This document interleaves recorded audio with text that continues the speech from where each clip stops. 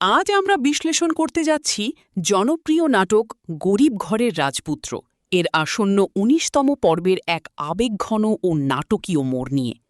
এই পর্বে আমরা দেখতে পাব মেঘলার জীবনের এক চরম মানসিক সংগ্রাম। তার জীবনে যে নতুন অতিথির আগমন ঘটতে যাচ্ছে তা নিয়ে তৈরি হয়েছে এক বিশাল মানসিক টানাপোন। মেঘলার দৃঢ় বিশ্বাস সে তার ভালোবাসার প্রতি সম্পূর্ণ সৎ ছিল, কিন্তু ভাগ্যের নির্মম পরিহাসে আজ সে দিশেহারা।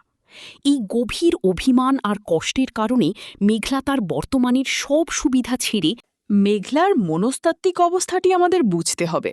সে আসলে কারো প্রতি নয়, বরং তার নিজের পরিস্থিতির ওপরই চরম ক্ষুব্ধ। তবে দর্শকদের সবচেয়ে বেশি চমকে দেবে অনিকের প্রতিক্রিয়া।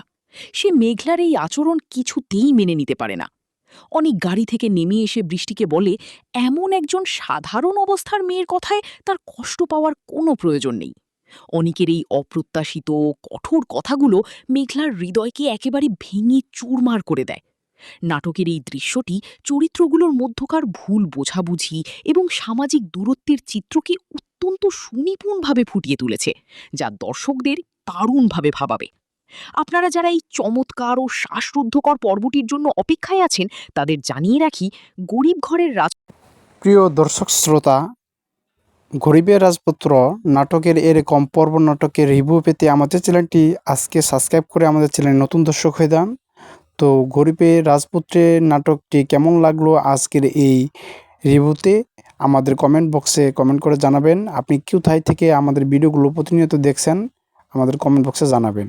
তো আজকে ভিডিওটি এই পর্যন্তই ছিল, নাটক রিভিউ। তো পরবর্তী নাটক রিভিউ পেতে আমাদের চ্যানেলটি সাবস্ক্রাইব করে বন্ধুদের কাছে ভিডিওটি শেয়ার করে রাখুন। তো আজ ভিডিওটি এখানে শেষ করব।